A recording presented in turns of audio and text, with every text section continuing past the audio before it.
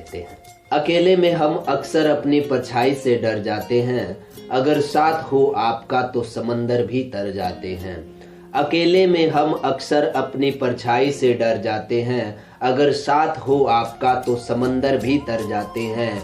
आपके साथ से जीवन खुशनुमा हुआ, बिछुड़ने के ख्याल से ही डर जाते हैं। आज वो घड़ी आ गई है जिसके बारे में मैंने कभी सोचा भी नहीं था, लेकिन ये भी हमारी जिंदगी का एक अहम हिस्सा है। आज जब मैं आपसे विदा हो रहा हूँ, तब मुझे असल में आपके साथ सहयोग और सच्चे प्यार का एहसास हो रहा है। वो कहते हैं ना कि किसी चीज की असल कीमत उसके खो जाने के बाद ही पता चलती है।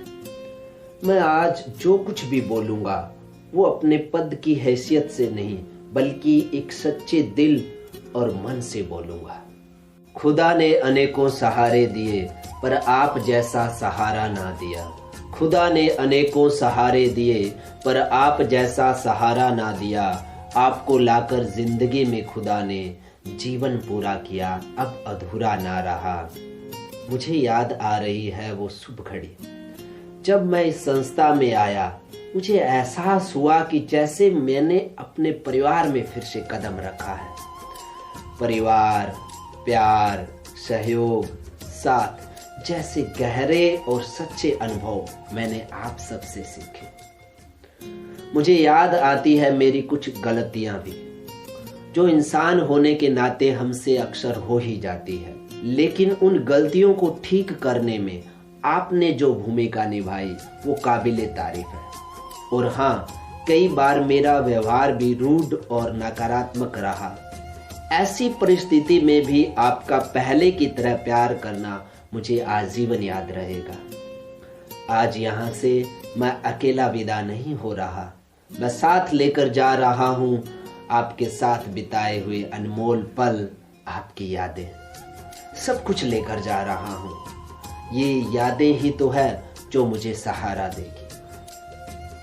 मुझे इस संस्था से जो सकारात्मक ऊर्जा और शक्ति मिली, उसके लिए मैं आपका और परमात्मा का शुक्रिया अदा करता हूँ।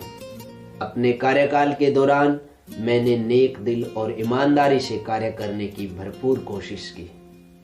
दोस्तों, हमें उस वक्त ईमानदारी और नेक दिल से काम करने की बेहद ही जरूरत होती है जब हमारे कार्य से सिर्फ हम ही नहीं बल्कि अनेकों लोग प्रभावित होते हैं।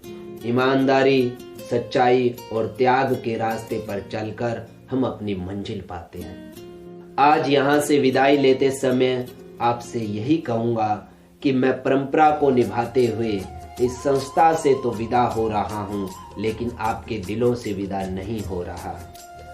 आगे भी जब भी मेरी जरूरत होगी मैं हाजिर रहूंगा। और अंत में एक बात और कहूँगा कि अगर कार्यकाल के दौरान मुझसे कोई गलती हुई तो मुझे अपना भाई, मित्र, बेटा मानकर क्षमा कर देना, और इस पवित्र बेला पर हम अपने सभी मनमुटाव दूर करके एक दूसरे को गले लगाएं और उन्हें शुभकामनाएं दें।